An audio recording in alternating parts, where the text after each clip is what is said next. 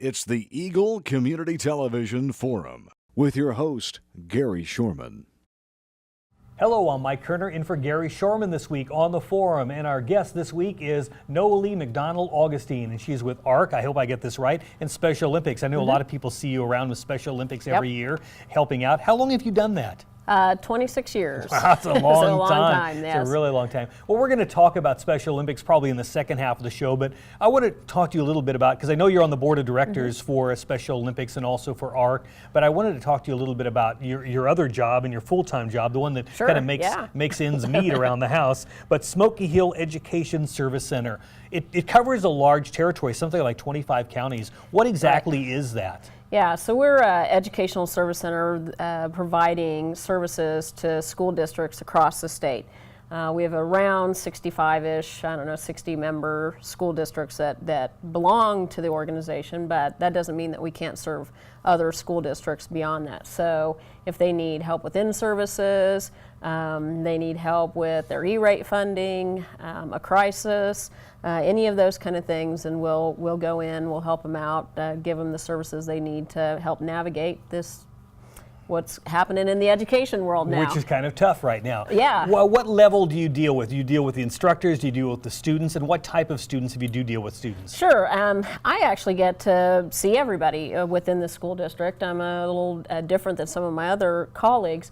I run the ropes course that's located on Fort Hays campus. So I get to take kids through the ropes course and adult groups as well. But then I also do teacher in services on things like character education, bullying, discipline, behavior management, anything in that social-emotional character development realm. But then I also work with school bus drivers, with medic first aid and defensive driving classes. So I really get to see just about everyone within the school district. So if somebody's coming up to you maybe at a local grocery store and they're saying where do you work and what do you do, give us a little quicker description of that, because there's a lot there, what you're telling me. There is a lot there, and it is hard to give a quick little description. So I say, I work with school districts. I help school districts out. So that's really probably the shortest version. Well, I know you've worked with Special Olympics for a long time. Does that have anything to do with the current position and job? I mean, is Special Olympics come into play there too? Sure, absolutely. I don't necessarily bring Special Olympics, but I'll do trainings on diversity and diversity and tolerance. And so certainly working with individuals with disabilities is part of that diversity and accepting folks for who they are. So we definitely talk about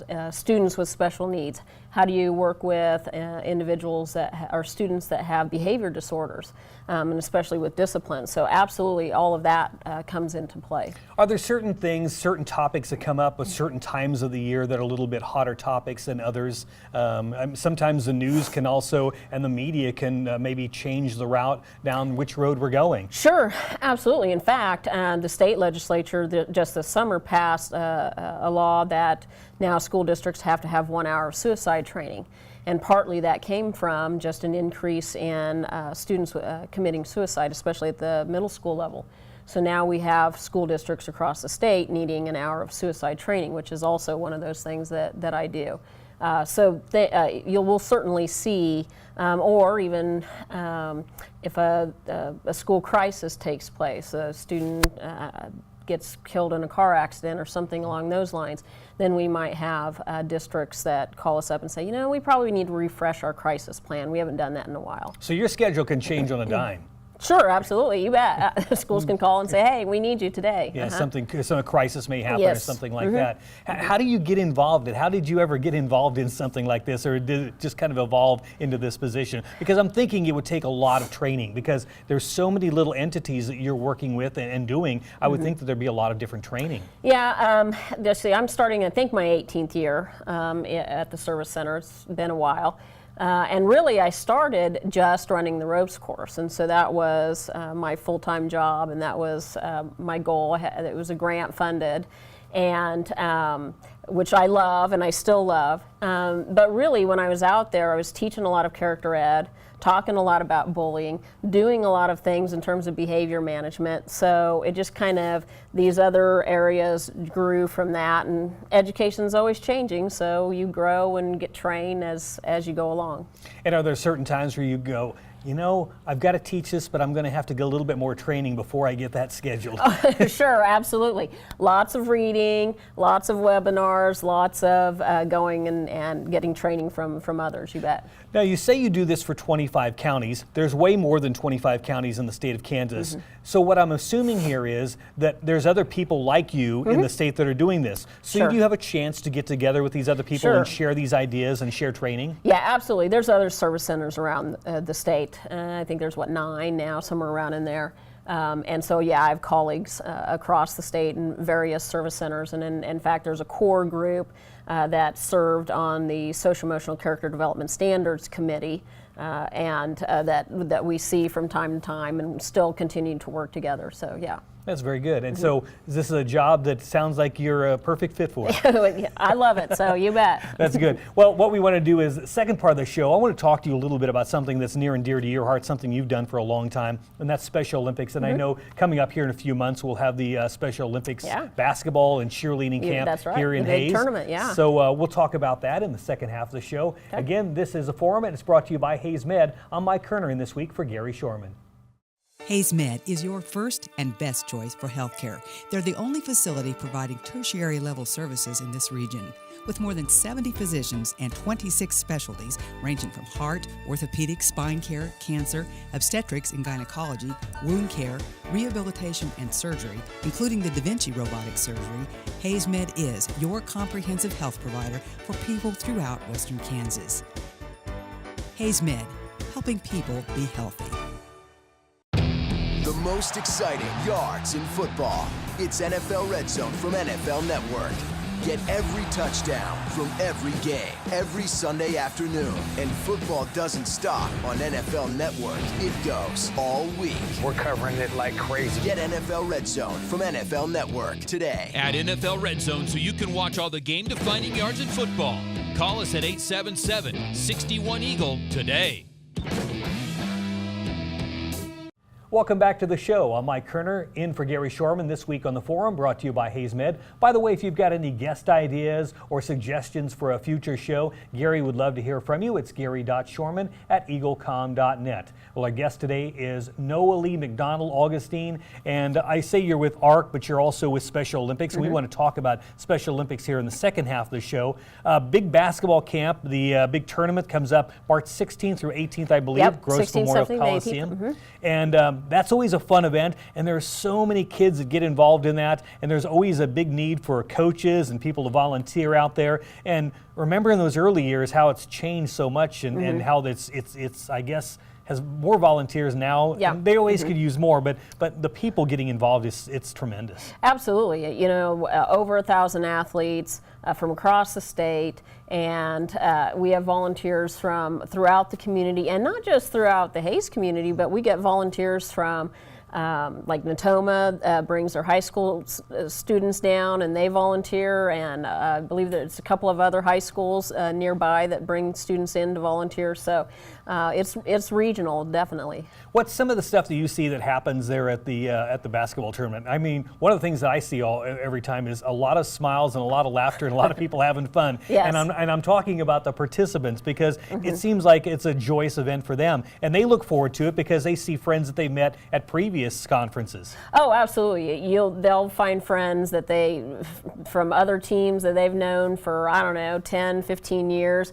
Hugging, how are you? At the dance especially, they're all having a great time dancing with each other. So yeah, it's amazing. I've even heard that they connect through Facebook, and they love it's like a big social event when they all get a chance to meet at the dance or competing against each other. Yeah.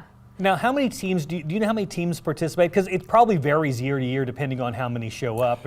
Yeah, it does. I think total there's like 102 actual teams from something like 30 programs. So, you know, like Hayes has 5 teams.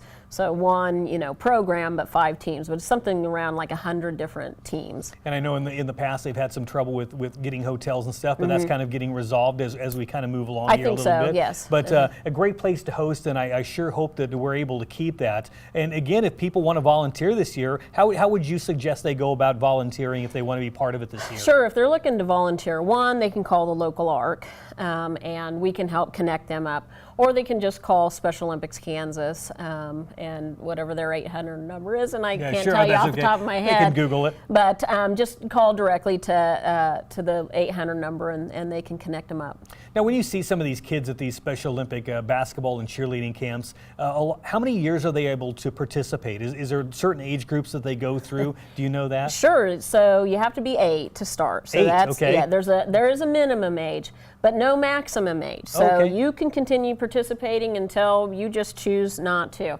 I know on my own basketball team, I have gentlemen who are in their 70s still participating. So it's really no max age. Well, we talked about you being with ARC, but you also with Special Olympics, you're a coach. So talk about what do you coach, and do you meet with your team on a regular basis and practice? And that's probably pretty important too. Sure, absolutely. So obviously right now I coach basketball. We're in the basketball season, and we meet once a week, and started in December.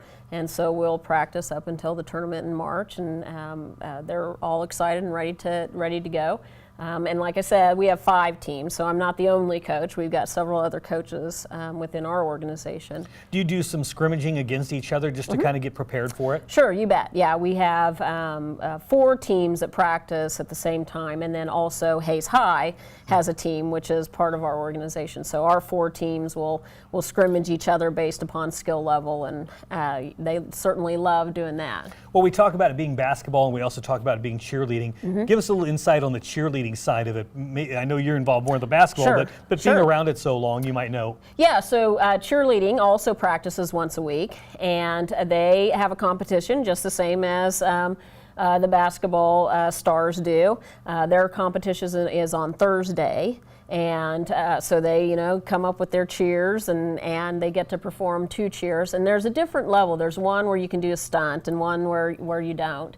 And that's also held the same time, the individual skills. So that's something that people sometimes don't realize either, is that you don't have to be on a team to still participate at this tournament, that you can just be an individual and do individual skills competition as well. Well, I know if people haven't been to the opening ceremony, it is a fantastic thing to see, and just the way they parade in, they get so excited, and the music and all that, and the announcements. So it's something we invite you to. Again, March 16th, is that opening ceremony day? March 16th is opening ceremonies, yes. Very good. So it's always a great time, and it's usually free of charge to get in. Free of charge, yeah. Everyone can come in, you bet. All right. Well, thanks for coming in and talking to us. Thank you. And good luck with your team this year. Thank you. All right. It's Noalee McDonald-Augustine, our guest this week on The Forum. I'm Mike Kerner in for Gary Shorman. Thanks for being a part of it. It's brought to you this week by Hayes Med. It's a beautiful day in our super high-speed internet great customer service neighborhood. Like you, this is where we live.